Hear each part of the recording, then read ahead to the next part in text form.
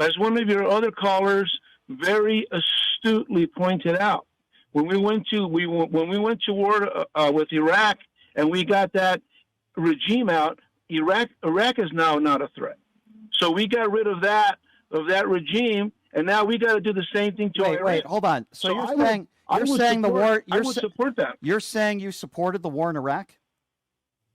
I say that I support the guy's comment that he made a good point that if we wouldn't have went to war with Iraq, we might have Iraq and Iran right now promoting so first terrorism of all, throughout let the me world. just give you some facts. We were told that there were weapons of mass destruction by George W. Bush and his administration and the Israeli government. That was not a fact. That was a lie. We found Saddam Hussein in a hole in the ground with a pellet gun and a candy bar. Hundreds of thousands of innocent Iraqis died. Thousands of our own troops died. And for you to support or even for a moment say that it was a good thing that we went to war in Iraq is unbelievable that you would make a statement like that. With all due respect, Al, you sound like a warmonger. You really do.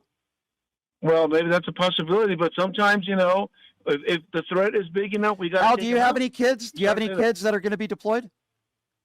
No. You don't. I understand. And what does that have anything? It has everything to do. It has everything to do with it, because if you were a parent that had kids that were for our military and you were totally okay with them going to war with Iran, then that might be a different circumstance. But you see, Al, you don't have those kids, do you? Just like you probably don't have kids that are transgender, but you probably don't like transgenders. You probably don't have kids that are gay. You go after the gay community, and you can laugh until the cows come home. But what would you say to those parents out there that do have kids that are in the military and they don't want their kids going to another ill-advised war? What would you say to them? Because you don't have kids. Yeah, by the way, that's a good point.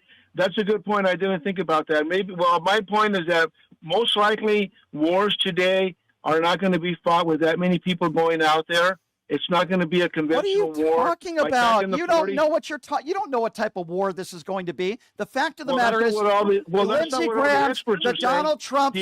Why do you support people that are draft dodgers, and why do you support people that don't have kids going to war and they're warmongers? Why do you support people like that? You don't have kids yourself, and we're willing to bet you, Al, that if you did have kids, you wouldn't want them to be deployed to Iran. So why is it okay if you don't have kids? Why is it okay for you? Well, that's a possibility. I would like to have a war with minimal.